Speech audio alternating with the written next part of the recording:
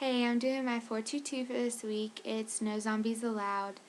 I'm going to start off with my quotes, and my first quote is, "For most, TV was where they got the bulk of their information from."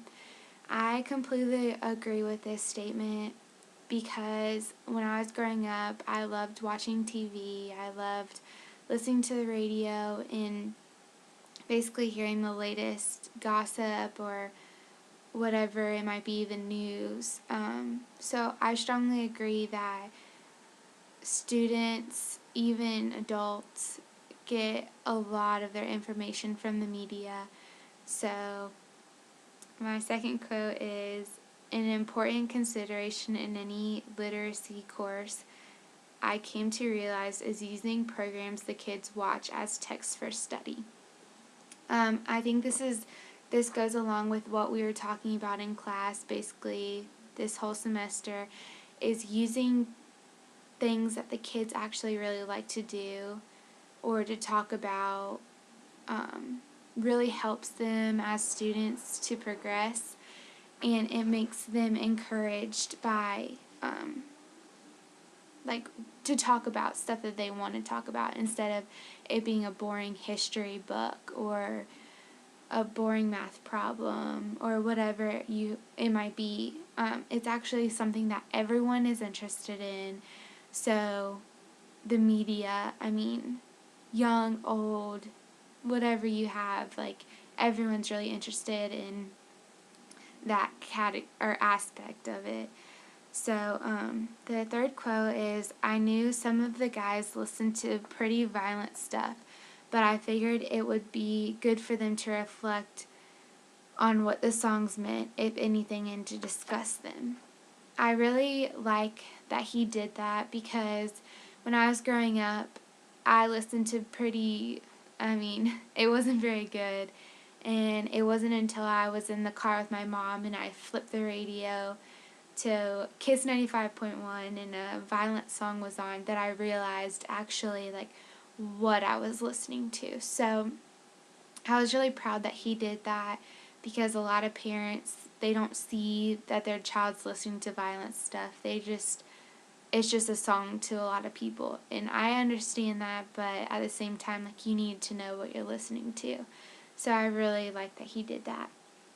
My fourth quote is, "The show was still manipulative and calculated and shallow, but much of that got buried underneath the glamorous stars, endless smiles, the applause, the bright lights." I think this is for every talk show.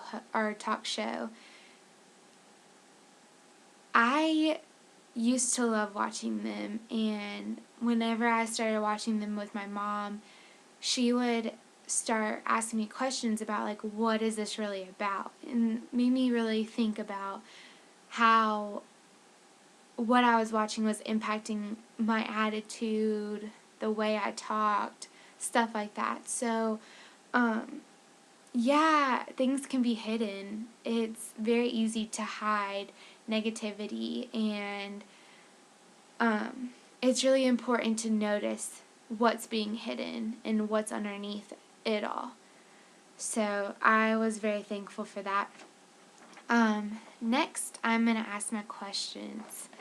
How as teachers can we mold our students to value the talks and teachings within the classroom instead of just watching the media and learning from the media instead of in the classroom? My second question is, if something crude happens outside of my classroom involving the media and it's brought into my classroom, how am I to handle that situation? Other than to just be we shouldn't talk about it, because obviously we do need to talk about it, but it doesn't need to be, it needs to be talked about in the right manner. So I'm not really sure how to go about that right now. Now on to my life experiences.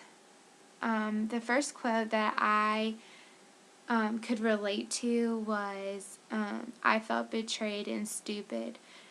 This was the part where he was letting them choose their songs, and one guy brought in like a very vulgar song, and yes, he probably knew that was going to happen, but I don't think he truly expected it.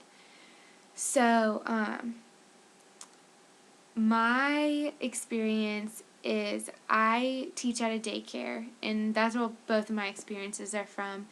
But I teach at a daycare, and when you allow students a certain amount of freedom, they either can take advantage of it or they can take advantage of you. And it's very hard to balance.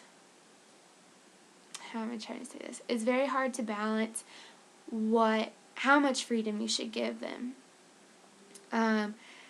One time I allowed my students, it's not really in this, but I allowed my students to play with building blocks, and I was like, you can build whatever you want with them. You don't have to be in a certain area, which normally I limit them to like a rug or something.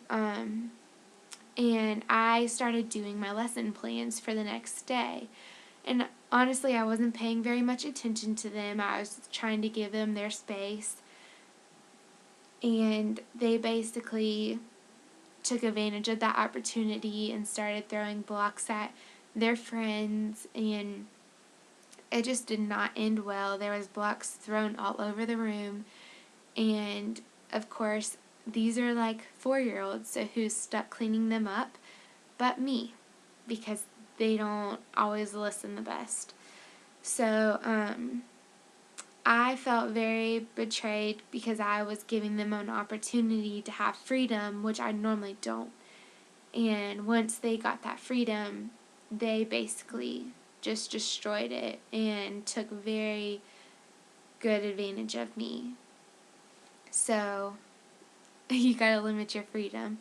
My second life experience or the quote that I really liked was, "Still, I often wonder if what I'm teaching the kids is making any difference, or if it's being carried over into their real life media encounters."